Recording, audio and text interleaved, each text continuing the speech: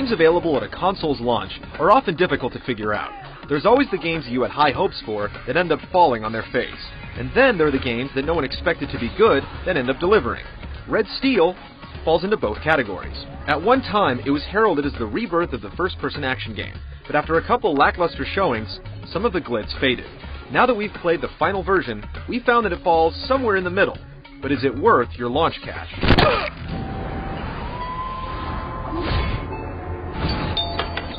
Oh my god! What happened to you? It's rare that European developers try to create games based upon other cultures, but that's exactly what you have with Red Steel. This French-developed game takes you through the underbelly of the Japanese Yakuza underground as you attempt to rescue your fiancé from the nefarious gangsters. There are certainly points where it seems like the developers haven't exactly grasped the concept with both hands. The script comes off like it was written by someone attempting to translate Japanese into English with mixed results. You remember when we first met? You told me that I was a spoiled brat. Red Steel also shows some signs of being rushed out the door for launch. The story is primarily told through still images, and some real-time cinemas that may have been better left on the cutting room floor. We must free them and rid ourselves of the woman who has insulted us. With that said, the story eventually becomes gripping enough to get you through the course of the game as you uncover your future father-in-law's crooked past. You'll also attempt to convince 6 Yakuza clan leaders to rebel and join your side against Tokai, the punk who stole your girl. It's above average prose for a video game, but it certainly could have been shared in a much more dynamic, creative way. This cannot be tolerated!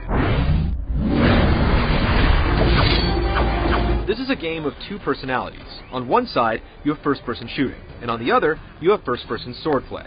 When and where you take on either is determined entirely by the game. It all seems a little jarring, to be honest, but it's explained by the honor points that are tallied throughout the game, where allowing foes to live will reward you with new abilities. On the gun side, you have the traditional armaments like machine guns, sniper rifles, pistols, grenades, and the like. While the weapons are typical, how you use them is not. A few hours into the game, you'll gain the ability to slow down time and mark specific body parts of enemies, and then bust off some caps in rapid succession. This is particularly effective for disarming foes, at which time you have the choice of finishing them off or letting them live.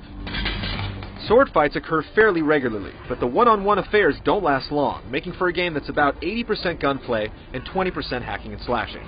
When you do take up the sword, you're locked into combat and unable to roam freely, which makes sense considering the bad guys you'll be facing off against have no distractions. The single-player quest will keep you busy for a few days, and when you've exhausted all the content, there's a fairly fun multiplayer option to keep you going. There are just 3 modes total, including the typical deathmatch and team deathmatch.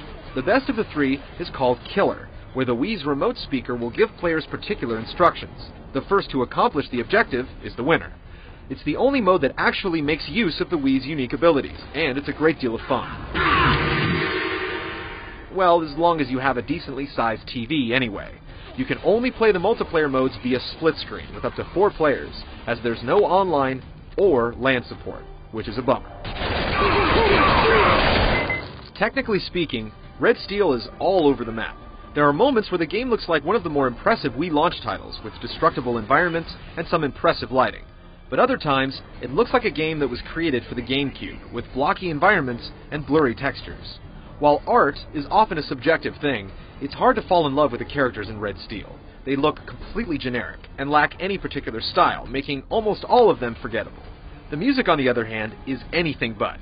Tom Salta has composed a rousing score for the game, using some impressive drumming to keep the sense of urgency at a premium.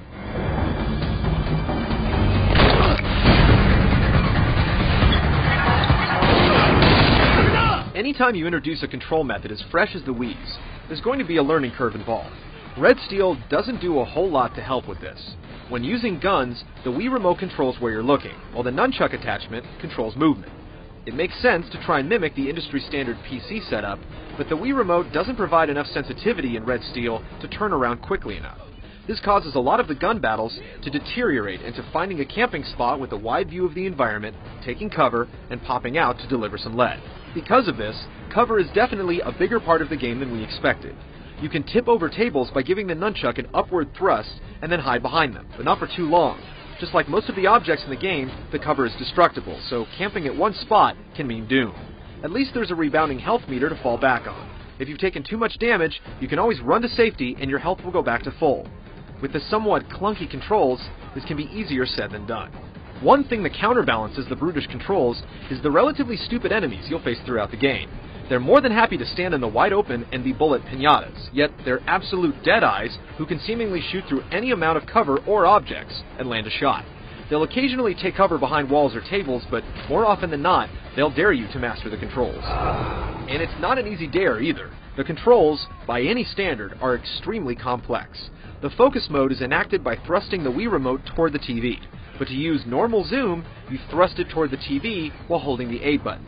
You swap through your weapons using the directional pad, and like the Halo series, you can only carry two at once, so you have to choose wisely. Toss in ducking, and you have a control scheme that will take even the most skilled player an hour or so to come to grips with.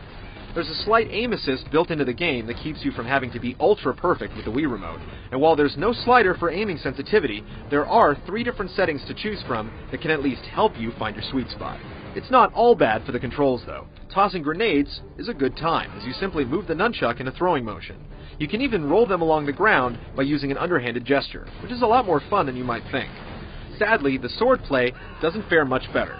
There are 8 different motions that both the remote and nunchuck can pick up, but the game does a poor job of actually mimicking what you're doing. Instead, the movements trigger canned animations that can be difficult to read as far as their striking distance. Blocking with the nunchuck is handled a little better, as it actually replicates your movements, and deflecting a blow will leave your opponent stunned for a short period of time, giving you an opportunity to land some strikes. You'll also learn combos and new abilities as the game progresses that will allow you to break an opponent's weapon or rain down with double-handed strikes. There's a bit of strategy to the sword fights, as there are separate meters for health and weapon strength. Deciding which one to chip away at can mean the difference between victory and defeat, as each enemy has different ratings for both. By now, your head is probably swimming trying to remember all the controls in Red Steel, and we don't blame you. Actually, playing the game is just as confusing at first.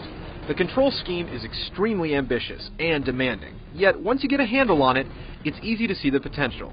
Unfortunately, there's certainly room for improvement. While the controls eventually immerse you in Red Steel's world, neither the gunfighting nor swordplay feel polished, resulting in a disconnect between player and game. At least, there are constant save checkpoints to keep you from reaching the boiling point. The Wii was originally designed to be a system that would bring new players to gaming, but if games like Red Steel are any indication, things aren't necessarily more accessible. It's an ambitious game with controls to match, but once you get the hang of its ins and outs, you'll definitely have a good time blasting and slicing your way through the Yakuza. It's a game like no other, but it takes a great deal of patience before you're able to truly enjoy it. If you're a core gamer looking for a launch game, Red Steel is a nice choice. Casual players should give it a rent first, to see if their manual dexterity is up to the task.